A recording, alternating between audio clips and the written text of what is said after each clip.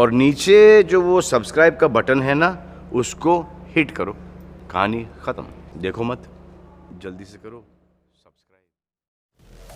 आपके दिमाग में ये सवाल कभी न कभी ज़रूर आया होगा कि भारत के पास जब नोट छापने की मशीन है, सरकार खूब सारे नोट क्यों नहीं छाप लेती और खूब सारे नोट छापकर सबको अमीर क्यों नहीं बना देती।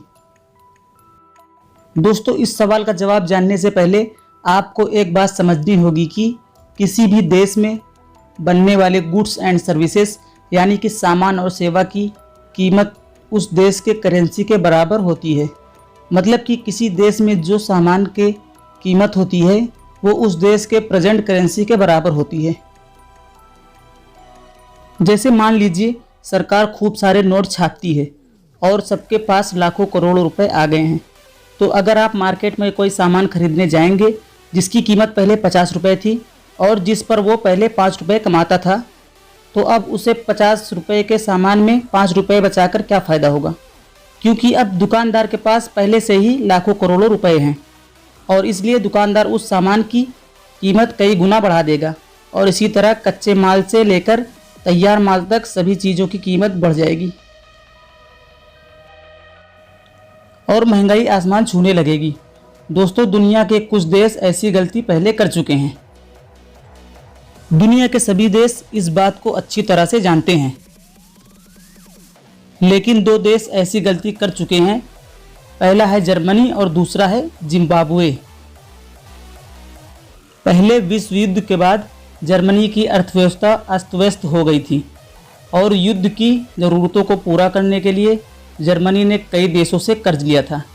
लेकिन युद्ध में हार जाने के बाद जर्मनी दूसरे देशों का कर्ज नहीं चुका पा रहा था और इसके बाद जर्मनी ने सोचा कि खूब सारा पैसा छापकर सब कर्ज चुका देंगे।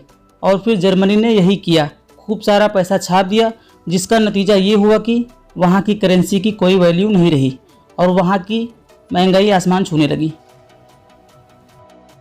कुछ सालों पहले जिम्बाब्वे ने भी यही गलती दोहराई थी और इसका नतीजा ये हुआ कि वहाँ की करेंसी का डिवैल्यूएशन हो गया, यानी कि करेंसी की कीमत कम हो गई थी। जिम्बाब्वे में सामानों की कीमत काफ़ी बढ़ गई थी।